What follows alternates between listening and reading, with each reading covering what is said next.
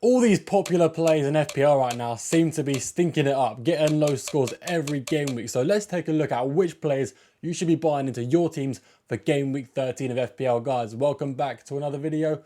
Make sure you like and subscribe, and let's get right into it. First off, we have defenders. Now, buying defenders is hard. You normally play a back three, and usually you want two Arsenal defenders, a goalkeeper, and a Crystal Palace defender is pretty much the way it's going at the moment. And I still think that is the one thing a lot of people have got right. Despite a lot of low scores and a lot of the popular midfielders and attackers not doing well, the defenders are fairly easy to pick. So a lot of these you would never usually go for, but if you're looking for some defensive transfers, I've got more than enough for you. First up is Vandenberg. The Brentford underlying data is actually very good. They are the fourth best defence in the league in the last 8 game weeks. And they've been quite unlucky not to have more clean sheets, and they're conceding more goals than they should. They play home to Burnley, so it's a perfect entry point. Then you'd look to bench Vandenberg for the Arsenal game. And then after that, long term, the fixtures look really good, especially after game week 16 when you get all the AFCON transfers.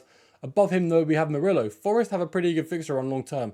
Not the easiest of easy games, but clean sheet worthy games nonetheless. Not to mention his def cons are very good and he can score from a corner. His underlying data going forward is not as good as Vandenberg's. Vandenberg's actually quite underrated, but Murillo can still score a header as we saw last game week. Also, if you're looking at the next 4 fixtures, you'll see the very last fixture for each player has an asterisk around it. That is to show when you get the 5 free transfers for AFCON, just in case you guys were confused as to why it's there. I'm sure some of you figured it out already though. Next up is Gvardiol. Now for what he offers, he is kind of expensive, you know, not the best for def cons, not the best for underlying goal involvements either, but the Man City defence is second to only Arsenal and their fixture run is so good. And with Man City having a lot of rotation problems going forward, it sort of makes sense that Gvardiol is the best one to get.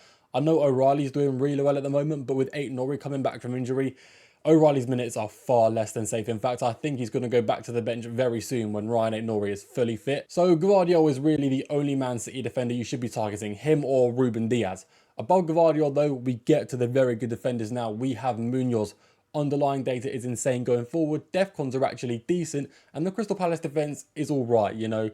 They have slightly more clean sheets than they should. They've conceded slightly less goals than they should have conceded. But on the whole, that defensive data is still very good. And their fixture run is still very good leading up to them 5 free transfers and AFCON. So there's no reason you can't bring him in now if you don't own him already for these next 3 game weeks. And then when he plays home to Man City and various other tough fixtures, you can sell him for a different defender, maybe an Arsenal defender. But for now, he's still one of the best defenders to own as he showed last game week. Normally, there's double Arsenal defence in the first 2 spots, but because they're playing away to Chelsea, it's not especially the best entry point. But guys, as you can see here, the Arsenal defence is in a league of its own. If you look at the expected goals conceded, it's twice as good as the second best defence in the league. It's unreal. Like, I know they lost Gabriel, but their defence is still the best in the league by an absolute mile. And you cannot be missing out on Timber right now because he is the best for goal involvements going forward. I think a double up on the Arsenal defence isn't mega essential this game week, but every other game week going forward, I would say it is. And players like Calafiori and Saliba and Raya are good. It'd be very wise to own Timber as well because going forward, he is the best out of all the Arsenal defenders. It is annoying how his def cons are really low because he actually makes a lot of recoveries in games considering he gets the ball and doesn't lose possession afterwards. When you keep the ball, you get a recovery instead of a defensive contribution, which doesn't help Timber at all. Even though he's actually playing better football than someone who just hoofs the ball clear, he's not getting rewarded for it, which is quite frustrating. But then again, you know what you're getting with Timber. He's not going to get def cons, but he could get a goal or an assist, and he's very likely to get clean sheets. In midfield, we have a lot of low ownership players here. The best Manchester United midfielders to own nowadays is Cunha, and this is coming from a player who owns Bruno and Mbumo. While Cunha is a slight risk, he got a knock the last game week, or should I say in training, so he couldn't play last game week.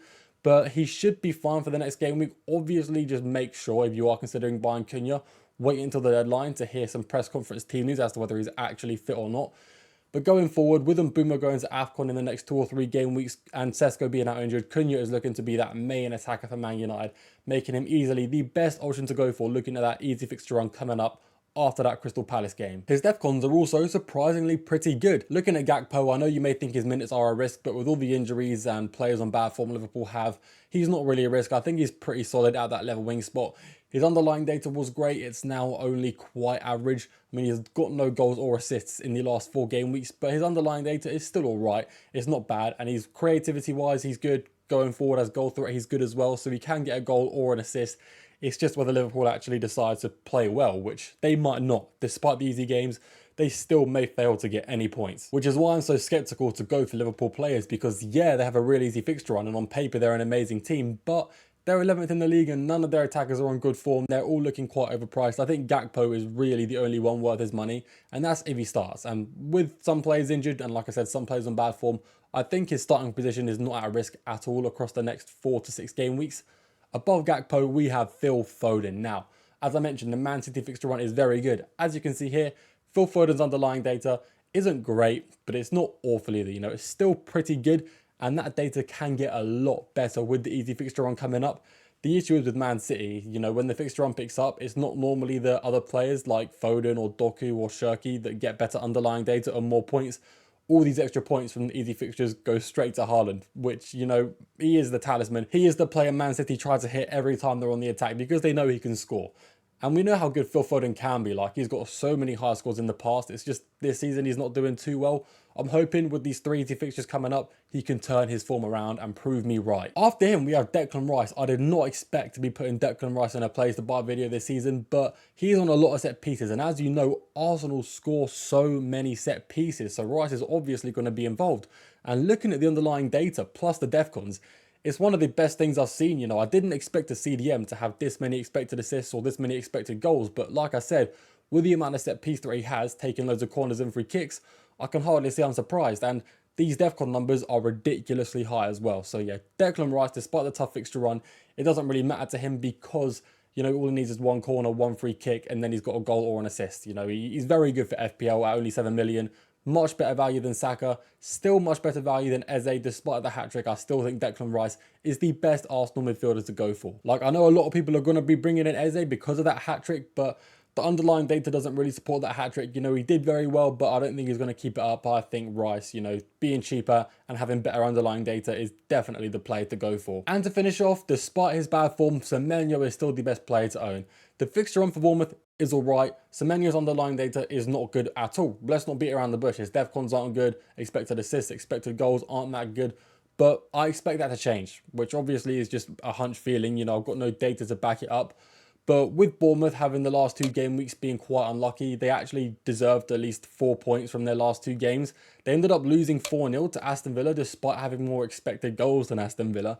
And they ended up losing to West Ham, or should I say drawing to West Ham? I don't remember. I think they drew to West Ham despite having loads more expected goals. So Bournemouth are a good team and they are playing well. They're just not finishing their chances, but that's maybe because the chances aren't falling to Semenyo, and now I believe they will. With Evan Olsen back, Semenyo plays his best football, and I think he is going to be in the points very, very soon. And with his ownership being so high, I don't think he's a player you can miss out on. Despite a lot of people selling him recently, Semenyo is still the guy to own when you're looking at midfielders. The forwards are a weird one. We will start with Raul Jimenez, whose underlying data is actually better than most players here, but his fixtures aren't amazing. As you can see, it's just there were so many limited forward options to go for. I had to just squeeze him in. I had to force him in here. He's not really a forward I think you should buy until game week 16. Voltemada is above him, and I do think this guy is a good player to own. These next 4 strikers are all good players to own alongside Haaland. I did just sell Voltemada, which, you know, is kind of scary because he could easily get some points with this good fixture run because his underlying data isn't awful.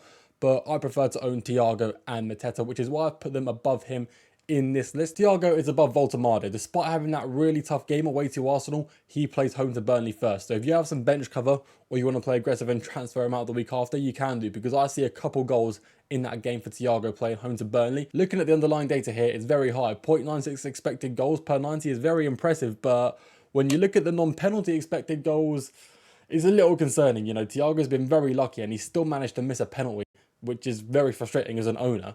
So yeah, hopefully Thiago can actually pick up some non-penalty expected goal involvements against Burnley, because I think his luck with receiving so many penalties is going to run out. He can't keep getting away with it. Next up, we have Mateta, whose underlying data has been surprisingly poor recently. Crystal Palace were doing so well for expected goals the entire season until everybody bought Mateta, and now their expected goals are very low and Mateta's expected goals are very low along with it. But the next 3 fixtures are way too good for Mateta. You cannot sell him, especially when he's playing away to Burnley. Like I said, Burnley are very poor defending strikers, so Mateta has got a monster haul ahead of him in that game week, which means you should buy him ahead of Man United, who are also very shaky defensively, losing 1-0 to 10 men Everton. So yeah, while Mateta's form isn't great and his underlying data isn't great, he's still one of the best forwards to own because of the fixtures and because we know how good he can be. But the best forward in the game is Danny Welbeck. Reason being is because when you get them 5 free transfers at AFCON, his fixture run gets bad. But leading up to it, it is very good. Forest, Aston Villa, West Ham, all good games to play. Underlying data for Welbeck still good. You may see 1.3 shots in the box for Welbeck per 90 and see, well, that's not great. Well, it used to be 0.77, less than 1 shot in the box per 90, which was a lot worse. Last game week, he got 3 shots in the box and made that stat a little bit higher, which makes him a little more ownable, shall we say. I think that's a useful term. I think it's a real word. Either way, if you're looking for a forward, Welbeck is definitely the best option. Then Mateta, then Thiago, then Voltemada. You already know that because you're looking at the list. Just make sure Haaland is one of the forwards you own. Anyway, guys, that is it from me. Let me know what you think down below. Did I make any wrong decisions? Do you disagree with me? Feel free to let me know in the comments. If you did make it this far, you are gratefully appreciated, and I will see you all in the next video.